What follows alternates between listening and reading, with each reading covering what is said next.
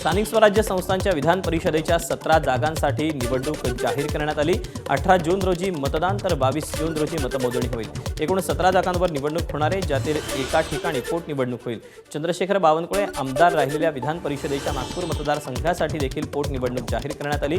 अर्ज भरण्यासाठी 25 मे ते 1 जून पर्यंतचा कालावधी आहे। 2 जूनला अर्जांची छाननी होईल। सोलापूर, अहमदनगर, ठाणे, जळगाव, नांदेड, सांगली, सातारा, यवतमाळ, पुणे, भंडारा, गोंदिया, नाशिक, अमरावतीत स्थानिक स्वराज्य संस्थेची निवडणूक होणार आहे।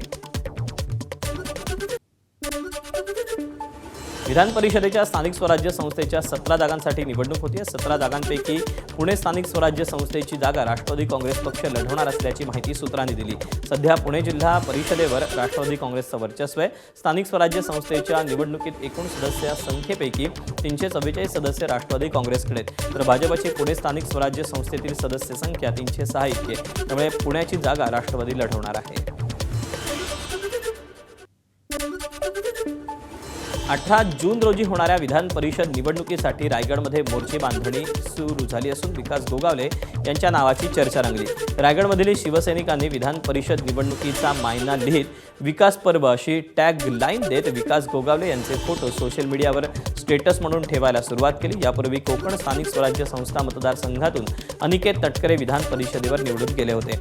आता विकास गोगावले यांचं नाव चर्चेत आल्यानं पुन्हा एकदा विधान परिषद निवडणुकीच्या माध्यमातून राष्ट्रवादी आणि शिवसेना संघर्ष पाहायला मिळण्याची शक्यता आहे। विधान परिषदेतील सदस्यांच्या उपस्थितीची आकडेवारी समोर आली।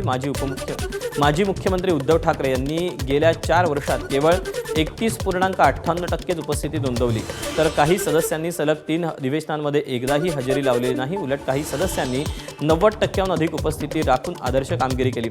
उपलब्ध आकडेवारीनुसार विधान परिषदेतील कामकाजात सदस्यांमध्ये मोठी तफावत दिसून येते, तर उद्धव ठाकरे 1 दिवस आले तरी 20 दिवसांचं काम करतात अशी प्रतिक्रिया अंबादास दानवेंनी दिली। एबीपी माझा, उघडा डोळे बघा नीट।